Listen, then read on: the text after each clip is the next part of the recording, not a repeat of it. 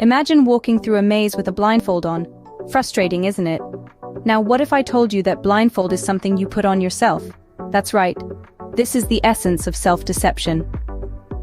Our journey begins with a concept that seems almost paradoxical: deceiving oneself.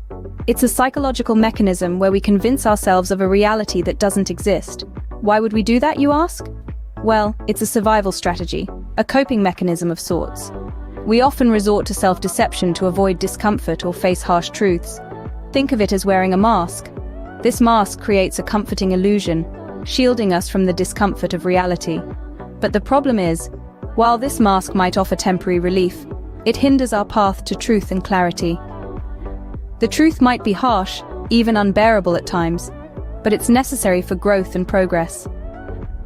Self-deception is like that blindfold, obstructing your path to truth and clarity. So, why do we deceive ourselves? What pushes us to put that blindfold on? Well, the root of self-deception often sprouts from fear, guilt, embarrassment, or any other negative emotion that we would rather sidestep.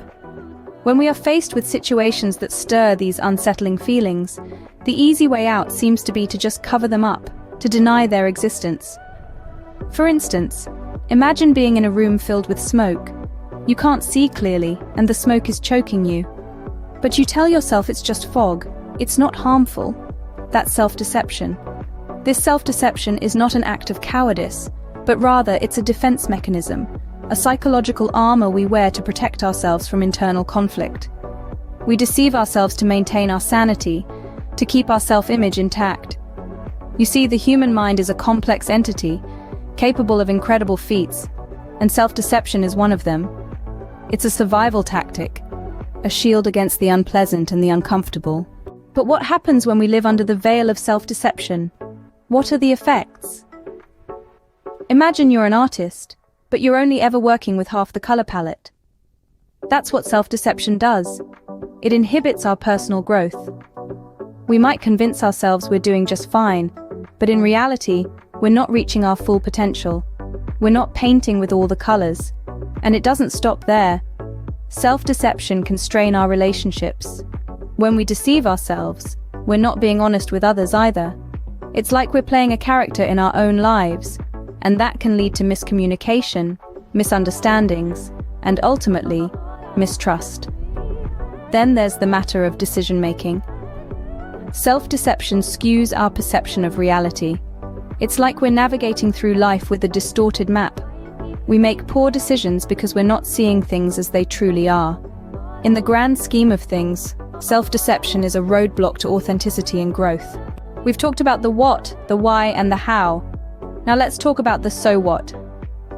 We've established that self-deception is a complex phenomenon that most of us unknowingly engage in.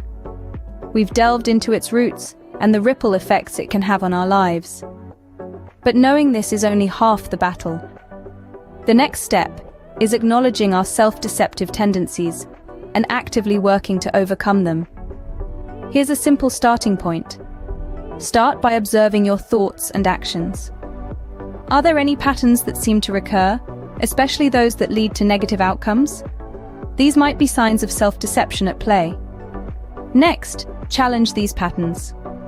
Ask yourself, are these thoughts and behaviors based on reality, or are they a result of self-deception? Finally, seek help if needed. Sometimes an outside perspective can provide invaluable insight into our blind spots. Remember, the journey to self-discovery begins with lifting the blindfold. Don't let self-deception hold you back.